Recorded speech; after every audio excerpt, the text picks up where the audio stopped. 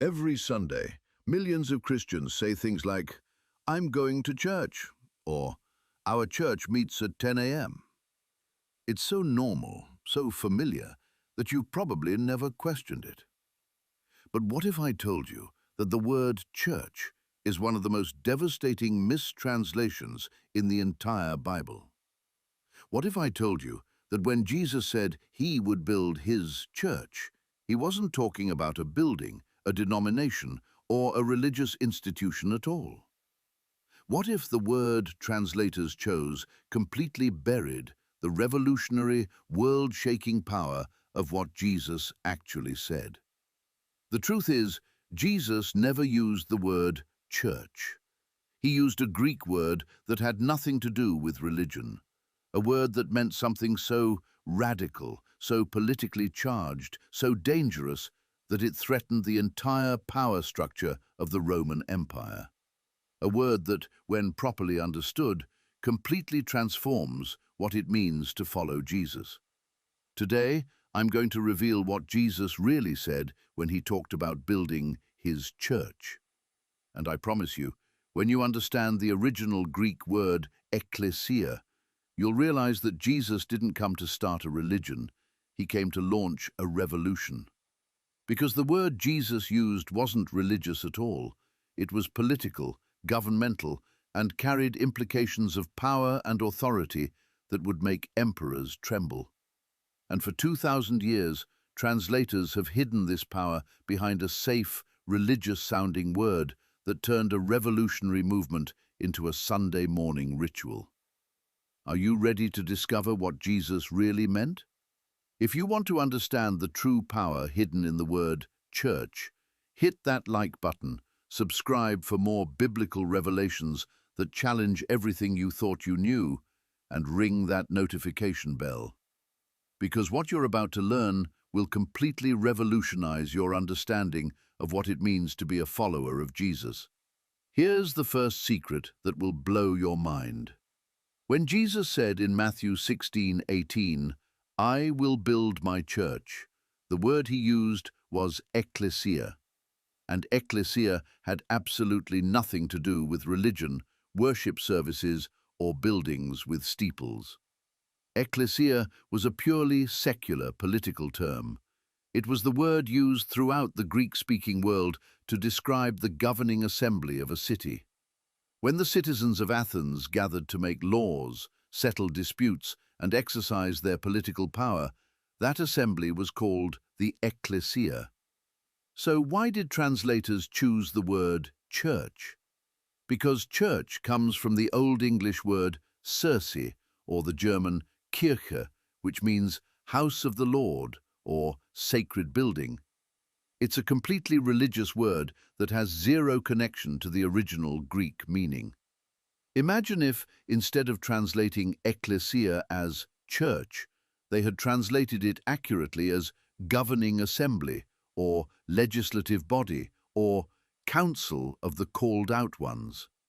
Suddenly, Jesus' statement takes on a completely different meaning. "I will build my governing assembly, and the gates of hell will not prevail against it." That's not a promise to build religious buildings. That's a declaration of war against the powers of darkness. That's a proclamation that Jesus is establishing a governmental authority on earth that hell itself cannot overcome. But it gets even more radical when you understand what ekklesia actually meant. The word ekklesia comes from two Greek roots, ek, meaning out of, and kaleo, meaning to call. Literally, ekklesia means the called out ones, or the assembled ones who have been summoned. In the Greek world, when the ekklesia was convened, a herald would go through the city, blowing a trumpet, calling citizens out of their homes and businesses to assemble for government business. These weren't passive religious worshippers. These were active citizens with real authority to make decisions, pass laws, and shape their society. When Jesus said, "I will build my ekklesia," he was saying, "I'm calling out a people who will have governmental authority." I'm assembling a body of citizens who will represent my kingdom on earth and enforce my will in the world. This is why Jesus immediately followed that statement by saying, I will give you the keys of the kingdom of heaven, and whatever you bind on earth shall be bound in heaven, and whatever you loose on earth shall be loosed in heaven. Keys represent authority. Binding and loosing are governmental, legislative terms. Jesus was giving his Ekklesia real power to make decisions that heaven itself would back up. But here's where most Christians completely miss the revolution. Because we've been taught that church is a place you go to on Sunday, we think of Christianity as a religion. We see ourselves as worshippers who attend services, sing songs, listen to sermons, and try to be good people. But when you understand Ekklesia, you realize Jesus never intended to start a religion. He came to establish a government, the government of God's kingdom on earth. And he wasn't calling people to be passive worshippers. He was calling them to be active citizens with delegated authority. The Ekklesia wasn't supposed to gather just to sing and pray. They were supposed to gather to discern God's will, make kingdom decisions, and then go out into the world to implement those decisions with heaven's backing. Think about what happened in the book of Acts. The early Ekklesia didn't just meet for worship services. They healed the sick, cast out demons, confronted corrupt religious leaders, challenged unjust political systems, redistributed wealth, and turned the entire Roman world upside down. The Roman authorities didn't persecute them because they were having nice religious meetings. They persecuted them because they were functioning as a rival government, declaring that Jesus, not Caesar, was Lord. But there's an even deeper secret hidden in how Jesus used this word. In Matthew 16, Jesus makes his famous declaration about building his Ekklesia. But notice the context. He asks his disciples, "Who do people say that I am?" They give various answers. Then he asks, "But who do you say that I am?" Peter responds, "You are the Christ, the Son of the living God." And Jesus says, "Blessed are you, Simon Bar-Jonah, for flesh and blood has not revealed this to you, but my Father who is in heaven. And I tell you, you are Peter, and on this rock I will build my Ekklesia." What's the rock? It's not Peter the person, it's the revelation that Jesus is the Christ, the Messiah, the King. The Ekklesia is built on the revelation of Jesus' kingship and authority.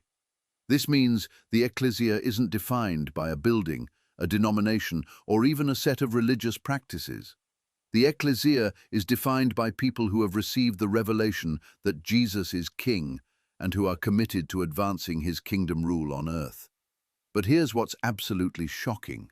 When translators chose the word church instead of accurately translating Ekklesia, they didn't just make a linguistic mistake. They fundamentally altered how Christians understand their identity and purpose. By turning Ekklesia into church, they transformed a revolutionary governmental assembly into a domesticated religious institution. They turned active citizens into passive consumers. They turned a movement that threatened empires into a Sunday morning ritual that supports the status quo. This isn't just an academic translation issue. This is a theft of power and identity that has crippled Christianity for centuries. Jesus didn't say, "I will build my religious institution where people come to attend services." He said, "I will build my governmental assembly of called-out ones who will exercise kingdom authority on earth." Jesus didn't say, "I will build my building with a steeple." He said, "I will build my legislative body that will make decisions in alignment with heaven." Jesus didn't call us to be churchgoers. He called us to be Ekklesia, the governing presence of God's kingdom in the world. But there's one more secret that brings it all together. In Matthew 18, Jesus gives the Ekklesia another incredible authority.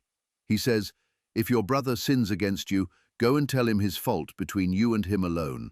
If he listens to you, you have gained your brother. But if he does not listen, take one or two others along with you. If he refuses to listen to them, tell it to the Ekklesia. And if he refuses to listen even to the Ekklesia, let him be to you as a Gentile and a tax collector." Then Jesus immediately says, "Truly I say to you, Whatever you bind on earth shall be bound in heaven, and whatever you loose on earth shall be loosed in heaven. Do you see what's happening here? Jesus is giving the Ekklesia judicial authority, the power to make binding decisions about what's right and wrong, what's acceptable and unacceptable in the kingdom. This isn't a religious organization. This is a governmental body with real authority delegated by the king himself. When the Ekklesia gathers and makes a decision in alignment with God's will, heaven backs that decision. When the Ekklesia speaks, heaven enforces. When the Ekklesia acts, the kingdom of God advances. But here's the most radical implication of all. If you're a follower of Jesus, you're not just a member of a religious organization, you're a citizen of a kingdom. You're part of the Ekklesia, the governing assembly of heaven on earth. You haven't been called to attend services, you've been called out to exercise authority. You haven't been given a pew to sit in, you've been given keys to unlock kingdom realities. You're not a passive worshipper hoping Jesus will do something someday. You're an active ambassador with delegated power to make Jesus' will happen right now. This is why Paul could say things like, "Do you not know that we are to judge angels?" And, "Do you not know that the saints will judge the world?" The Ekklesia isn't just praying for God to intervene. The Ekklesia is God's intervention. We are the hands and feet of Jesus, the governmental presence of his kingdom, the legislative body that enforces heaven's decisions on earth. And here's the final secret that changes everything. The reason translators chose church instead of Ekklesia wasn't just an innocent mistake. Throughout history, political and religious powers have always wanted to control the people. And the best way to control revolutionaries is to turn them into religious consumers. If you can convince people that following Jesus means attending a building on Sunday, singing songs and being nice, you've successfully neutered the revolution. If you can convince people that church is a place you go instead of a governmental identity you carry, you've stolen their power. If you can convince people that Christianity is a personal religion instead of a kingdom government, you've eliminated the threat to corrupt systems. But when you understand Ekklesia, when you realize that Jesus called you to be part of a governing assembly with real authority, everything changes. You stop asking, "When is God going to do something?" and start asking, "What has God called me to do?" You stop waiting for heaven to invade earth and start realizing you are heaven's invasion of earth. You stop going to church and start being the Ekklesia. So let me ask you this. How does understanding the true meaning of Ekklesia change everything? It changes your identity. You're not a churchgoer, you're a citizen of God's kingdom with governmental authority. It changes your purpose. You're not here to attend services, you're here to advance God's kingdom on earth. It changes your power. You're not hoping God will do something, you're exercising the authority he's already given you. It changes your gatherings. You're not just coming together to worship, you're assembling to discern God's will and implement kingdom decisions. It changes your week. Monday through Saturday isn't the rest of your life. It's when the Ekklesia is deployed to exercise authority in every sphere of society. For too long, Christians have been living with stolen identities. We've been told we're churchgoers when Jesus called us to be Ekklesia. We've been told we're religious consumers when Jesus called us to be kingdom citizens. We've been told we're passive worshippers when Jesus called us to be active revolutionaries. The word church turned a movement into a monument. It turned revolutionaries into religious people. It turned the Ekklesia into an institution. But now you know the truth. Now you understand what Jesus really said. Now you can reclaim the power and authority he intended for you. When Jesus said, "I will build my Ekklesia, and the gates of hell shall not prevail against it. He wasn't promising to construct buildings. He was declaring that he would assemble a people so filled with kingdom authority that hell itself would be on the defensive. Gates don't attack. Gates defend. Jesus was saying that his Ekklesia would be so aggressive in advancing God's kingdom that even the fortified defenses of hell couldn't withstand the assault. That's not a picture of passive religious people sitting in pews. That's an army. That's a government. That's the called-out ones exercising delegated authority to enforce the will of their king. This is what Jesus meant when he said the Ekklesia would be given the keys of the kingdom. Keys unlock doors. Keys give access. Keys represent authority to open what should be opened and close what should be closed. You're not just a Christian hoping to make it to heaven. You're part of the Ekklesia, the governmental assembly of the King of Kings, carrying his authority to transform the world. Now that you know what Ekklesia really means, you can never see yourself the same way again. When you gather with other believers, you're not just going to church. You're assembling as Ekklesia, the governing presence of God's kingdom. When you pray, you're not just hoping God will do something. You're exercising your governmental authority as Ekklesia to bind and loose, to declare and decree. When you face challenges in your life, your family, your city, you're not powerless. You're Ekklesia, called out ones with delegated authority from the King himself. This isn't just theology, this is revolution. This isn't just information, this is activation. An activation of the power and authority that Jesus always intended for his people. The secret of the Ekklesia has been hidden for centuries behind the religious word church. The original Greek reveals what English obscures. That Jesus didn't come to start a religion, he came to establish a kingdom government on earth. And you're not just invited to attend, you're called out to govern. If these revelations about Ekklesia have opened your eyes to your true identity and authority, I want you to do 3 things. First, hit that like button so we can share this truth with more people who need to reclaim their kingdom identity. Second, subscribe and turn on notifications because we're constantly uncovering the truths that have been hidden by mistranslation and religious tradition. Third, share this video with someone who needs to discover that they're not just a churchgoer, they're Ekklesia, carrying the governmental authority of heaven.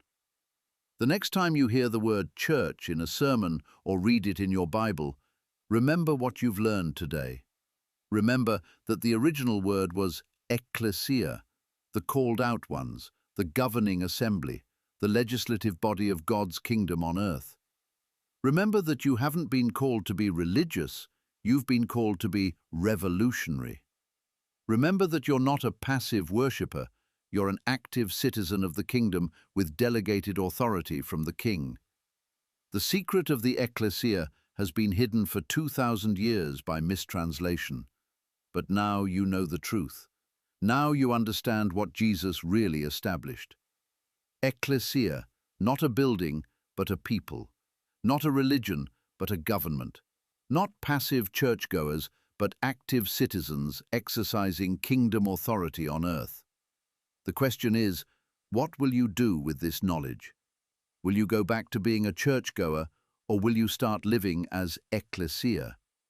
Will you settle for being a religious consumer, or will you embrace your identity as a kingdom citizen with real authority? Will you keep waiting for God to do something, or will you start exercising the power He's already given you? Your revolution is waiting. Your authority has been delegated. Your kingdom identity is calling. Live as Ekklesia, govern as Ekklesia, advance the kingdom as Ekklesia, because now you know the secret, and the secret changes everything.